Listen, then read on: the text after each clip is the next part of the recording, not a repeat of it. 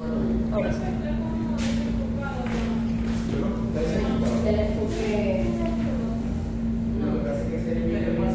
Sí, eso video también hay problemas, no sé, tiene muchos problemas de electrónica.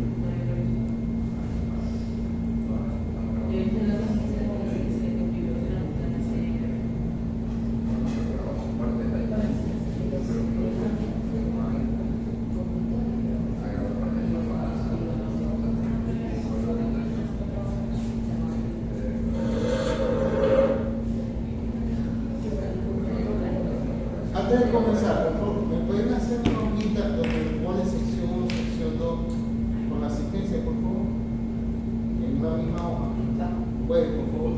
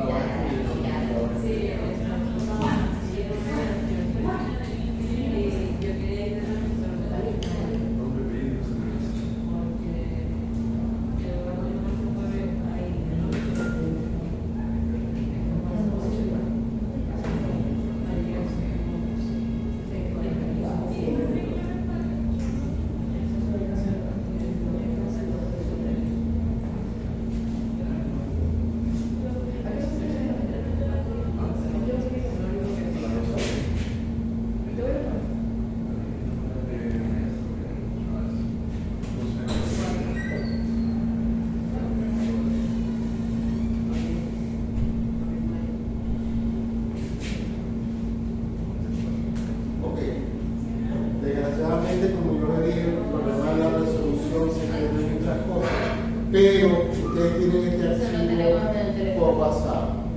¿Okay? Revísenlo, si quieren lo pueden abrir aquí mismo en clase, no hay ningún problema para que vamos descargando cosas y que no se extravíen. Pero bueno, ¿cuál es la intención de esto? La intención de esto es partir de la construcción del concepto de la contemporaneidad. Yo simplemente aquí les estoy proponiendo o les estoy colocando algunos elementos para construir. ¿Okay?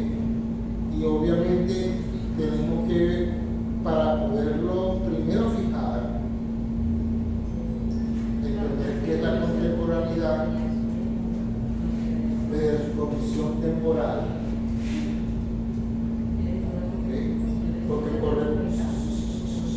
corresponde a un tiempo con unas características particulares y corresponde a un contexto. ¿Ok?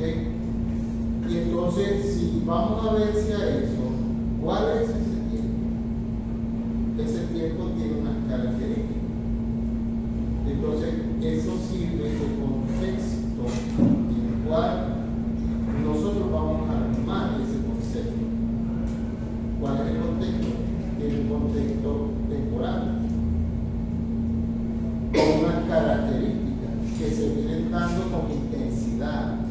Puede ser que en tiempos anteriores hayan algunos de esos elementos, pero simplemente eran los primeros indicios de ese cambio. O sea, tienen que entender que la contemporaneidad entonces implica una crisis, y ya eso lo coloqué por aquí. Es toda una crisis aquí, ¿verdad? Entonces, ¿qué es una crisis?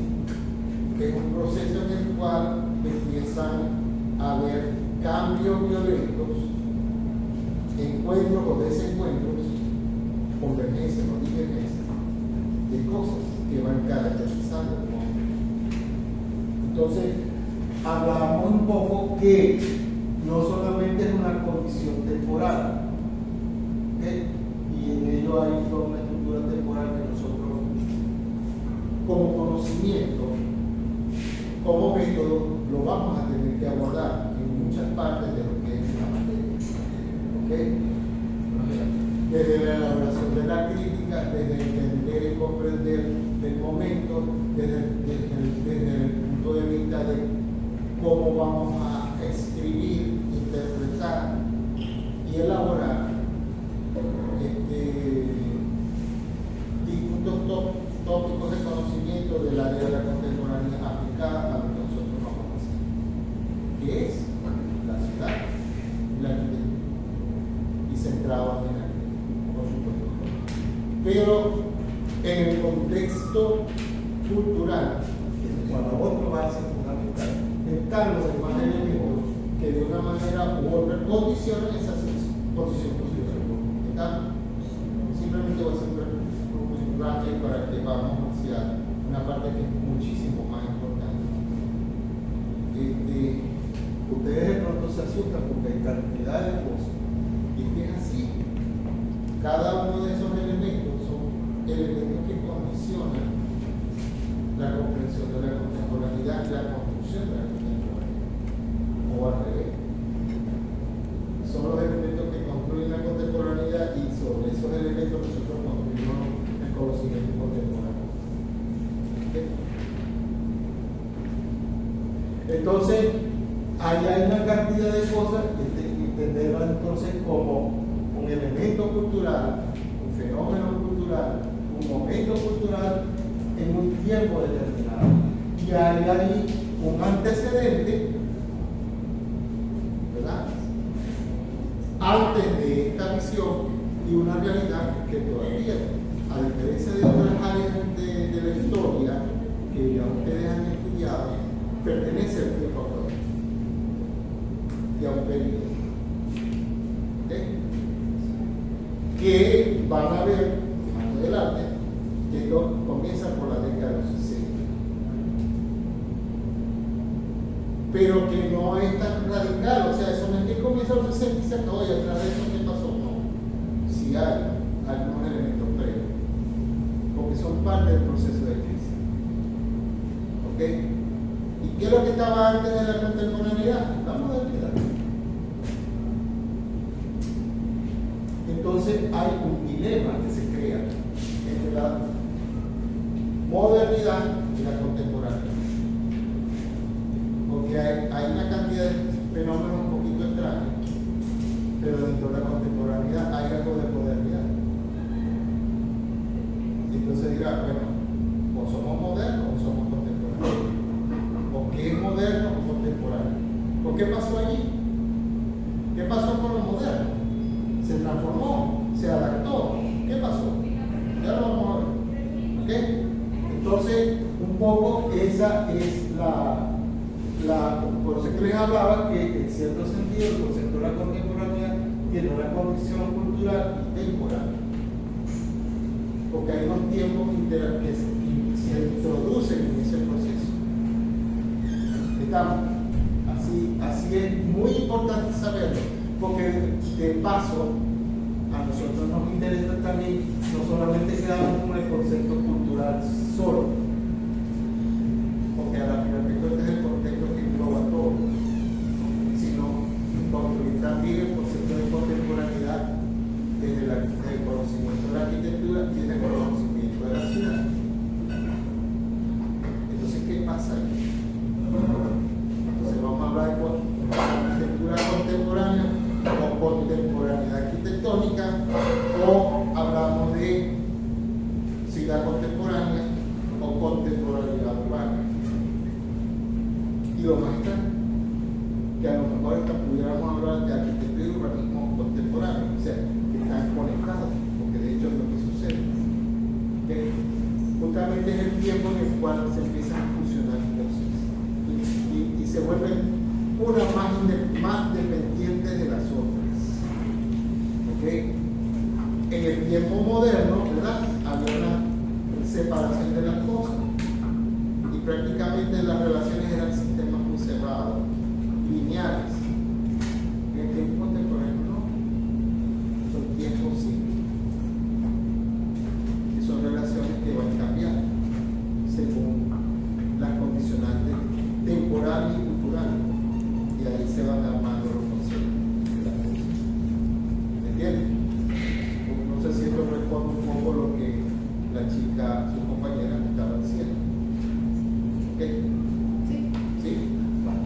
Entonces, obviamente, dentro de esa cuestión de armar esa contemporaneidad arquitectónica y urbana, hay muchas cosas. No es solamente desde el mundo de lo físico, ¿ok?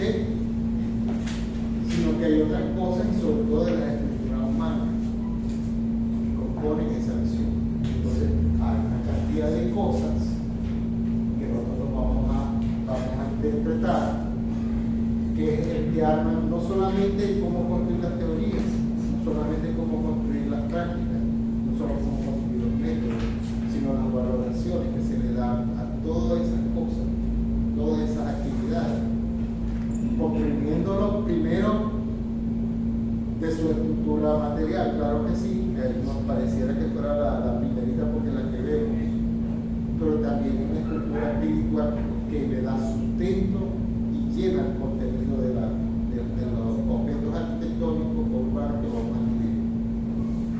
¿Okay? Dentro de ese tiempo contemporáneo. Y entonces, una de las cosas que yo les decía a ustedes es que no todo, porque ese es el problema, y eso hizo mucho la modernidad, es verlo todo desde la materialidad, desde lo material, desde el mundo físico, de lo observable que compone la apariencia de las cosas, ¿okay? Lo que es tangible,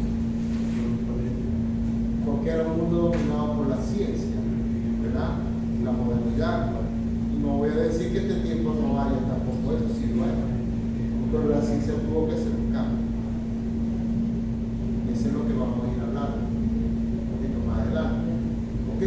Y entonces tenemos que verlo en una forma más integral. Y si vamos a ver esa integralidad desde donde parte, de comprender el mismo ser humano, es un poco así filosófico, es verdad.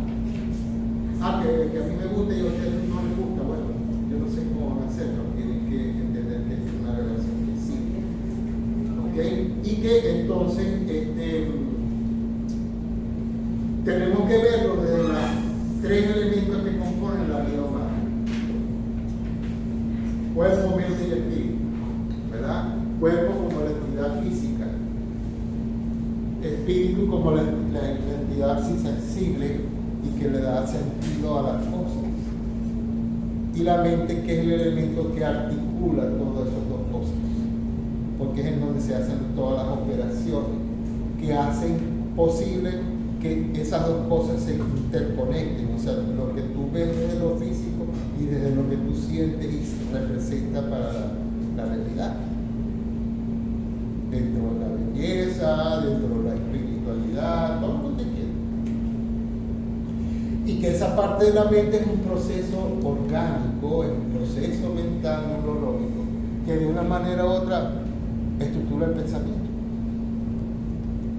¿Okay? Entonces eso es importantísimo, porque si vamos a hablar de teorías y si vamos a hablar de conceptos, ¿qué estamos haciendo? Una operación mental.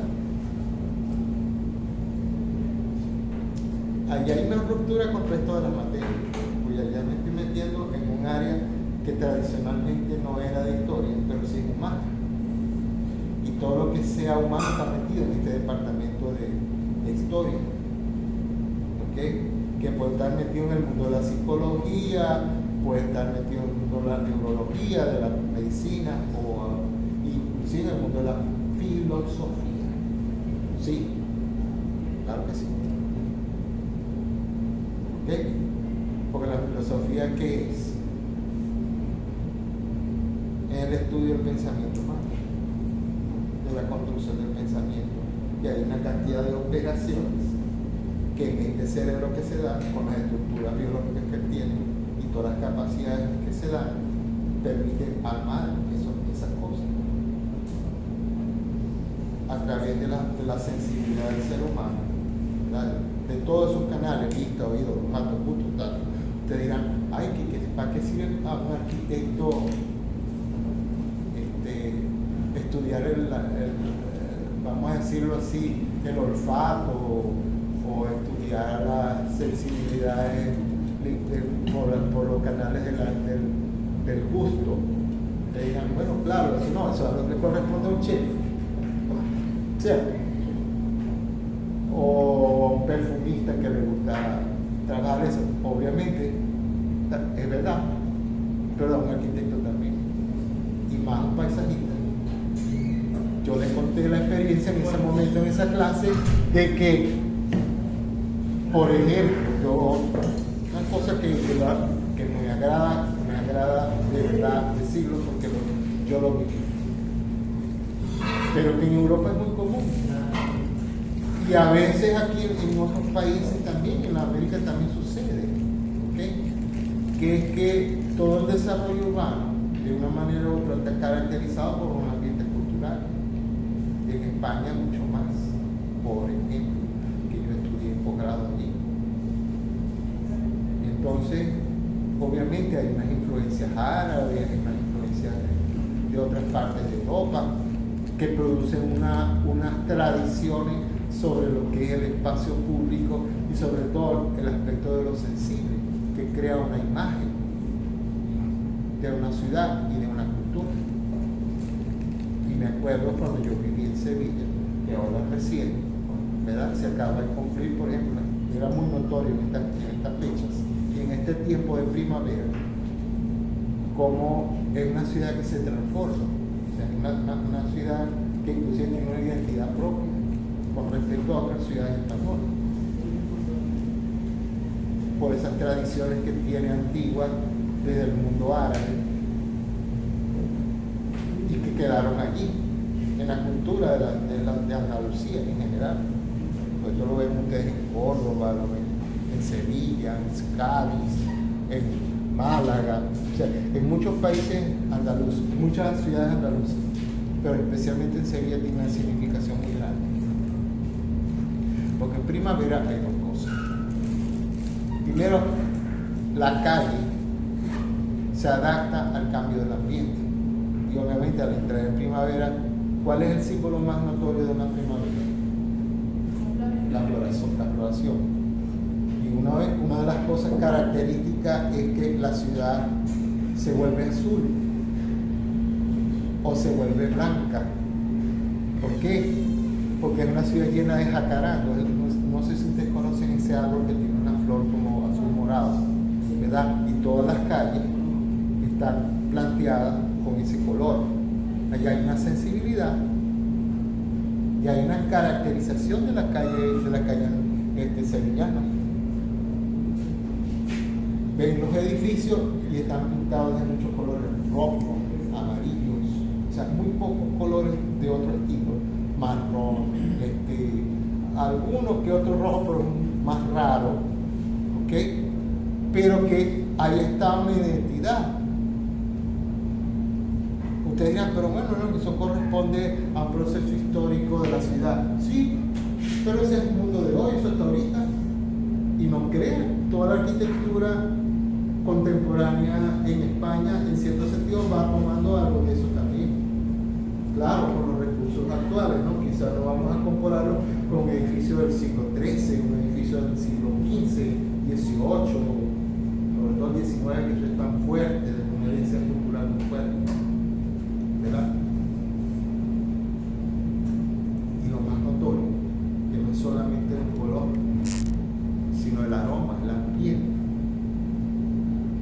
Hablar de Sevilla es hablar del azahar, de la naranja, o sea, los olores cítricos. Y tú vas por las calles y bueno, sientes eso en primavera. Una cosa muy característica. Tú vas a Madrid y no sientes eso. Vas a Barcelona, tampoco lo sientes. Eso es muy típico de los andaluces, o sea, de Córdoba, de Sevilla, de Cádiz, Málaga, Jaén, no sé, cualquiera de las ciudades que son parte de la comunidad andaluza, pues, ¿Cómo que no tenemos que conocer eso? Sí. Esa es parte de la sensibilidad del diseño paisajístico y la creación de una identidad.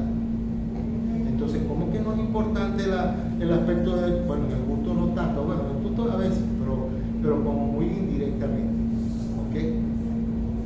Porque se imaginen ese ambiente, más que ustedes estén en una calle, en un café, tomándose un rebujito o tomándose una cuestión de vino y tal, hay como una visión más completa de todas las sensaciones humanas, vista, oído, olfato, gusto, tal, el paso de las carrozas, que son muy típicos también en Sevilla, las carretas de caballo, o el ruido, el copoteo de las voces de los caballos, o el ruido de las aves. O sea, hay una parte sensible, fundamental en toda la construcción contemporánea, y que no corresponde a un tiempo específico, eso puede ser cualquier tiempo. Esa sensibilidad tiene que estar también en el tiempo actual. O se conserva porque viene de otros tiempos y mantiene una identidad, pero también se suma a otras identidades que también están en nuestro tiempo y se complementan. O sea, nosotros tenemos que, en dado caso, ser cuidadosos y éticos con esa visión. Entonces, ahí está la justificación que sí tenemos que conocer otras cosas que son importantes para la creación del ambiente contemporáneo, el ambiente cultural de un lugar. ¿Estamos? Eso es una sensibilidad que siempre existió. Ahora, que tenemos que ser más sensibles y cuidadosos, ahora en la contemporaneidad, sí. Entonces, eso no es ridículo lo que estoy diciendo.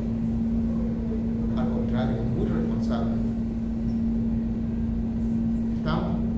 Porque de ahí depende la calidad del ambiente urbano, o vamos a decirlo así, de los productos arquitectónicos que se están haciendo en este momento, o en el respeto de lo que existieran, o en virtud y conexión con esa herencia que tenemos dentro de las cosas que actualmente hacemos.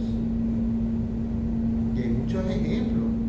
La misma ciudad de Sevilla también tiene una, que es la adaptación ambiental. No crean, Sevilla es casi como Maracaibo. Por ejemplo, en estos tiempos, igual que Maracaibo, ha llovido con ganas y ya está haciendo 30 y 32 grados allá, y aquí estamos igual o peor. Pero cuando entra el verano, en tiempo de verano en Sevilla, estamos hablando de 45, está peor que nosotros. Y con todo y eso, ellos tienen una cosa buenísima, que se adaptan en ese espíritu, y todos los espacios que se han creado en Sevilla, bien sea tradicionales, que vienen de mucho tiempo atrás, o contemporáneos, se adaptan a esa realidad, a este clima característico que tiene Sevilla, y se parece un poco a lo de acá, con la diferencia de que Sevilla tiene las 4 estaciones, nosotros tenemos nada más una. Pero la sensibilidad ambiental, el cuidado del ambiente, la adaptación térmica, los espacios públicos están adaptados para eso. Y eso es una sensibilidad importantísima dentro de lo contemporáneo. Es una cosa muy importante dentro de lo contemporáneo. ¿Estamos? Entonces no podemos ignorar eso. Ese cuerpo, esa mente, ese espíritu y esa composición sensible es lo que inicialmente arranca todo el sistema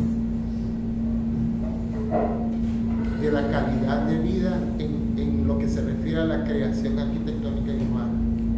Entonces no lo podemos negar. ¿Están de acuerdo conmigo?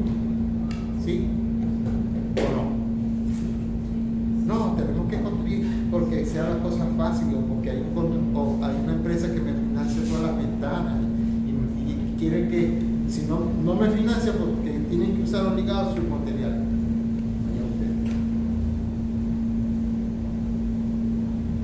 que es un poco una estructura que vamos a verla un poco, eso está sucediendo y está empezando a ceder, inclusive, una estructura dentro del ambiente de la contemporaneidad entre los arquitectos que se llama el Tarsis. Ya lo vamos a ver más adelante, no voy a detallar más, pero va condicionada a eso. Todos los grandes arquitectos del mundo están condicionados a eso. Detrás de ellos está una empresa de ventanas, de aire acondicionado, de sistemas de inmóticos, electrónicos o X, Y o Z procesos. Y eso es lo que les abre el camino a los medios de comunicación a que sean tan conocidos, y resulta que cuando vamos a ver algunas de esas obras que ellos hacen son un desastre. Y les voy a traer pruebas de eso. Yo lo vi. Especialmente una con Zaha Hadid en Sevilla. Es horrible.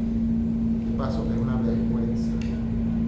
Porque creen que Zaha Hadid la tiene así como endiosada en un pedestal. Resulta que es un ser humano. Paz descansa. Pero detrás de ellos hay una cantidad de cosas equivocadas. Y son lo que son es porque detrás de ellos está todo un arsenal de cosas que apoyan la imagen del arquitecto o el urbanista contemporáneo. Y hay que ver con mucha visión crítica todo lo que hacen, porque no todo lo que hacen es bueno. Yo no voy a negar que no tengan un valor siquiera, y aportaron cosas importantes en la contemporaneidad, pero también cometieron errores graves de verdad. Y tengo una prueba. Ahorita no lo voy a hablar porque no vamos para aquí. Simplemente quiero reforzar un poco la clase anterior en ese aspecto para que entonces tengan claro de por qué yo estoy hablando de estas cosas. ¿Okay? Y esas estructuras humanas son importantísimas. Importantísimas porque nosotros la arquitectura no la podemos ver desde el mundo físico simple, sino del sentido humano que ellas tienen. Y tenemos que meter ese aspecto humano, comprender el aspecto humano que va a